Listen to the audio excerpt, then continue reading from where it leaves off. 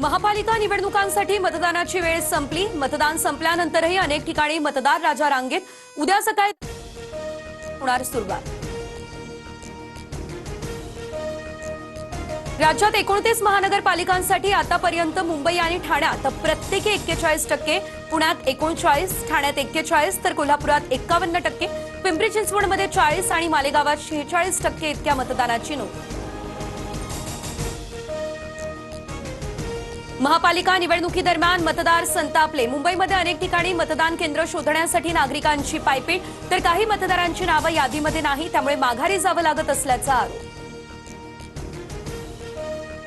मतदार यादीमध्ये वनमंत्र्यांचं नाव सापडेना। नवी मुंबई महापालिकेमध्ये मतदानासाठी गणेश नाईकांची धावपळ। तासाभराच्या धावपळीनंतर मतदार यादीमध्ये नाईकांना नाव सापडलं।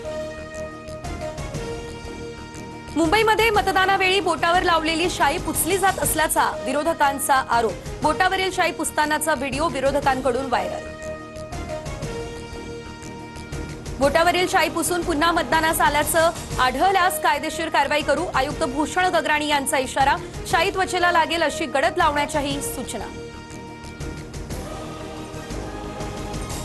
निवडणूक आयोगाची शाई सुकली की निघत नाही। मतदानासाठी मार्करचा 2011 तर पाडू मशीनचा 2004 पासून वापर।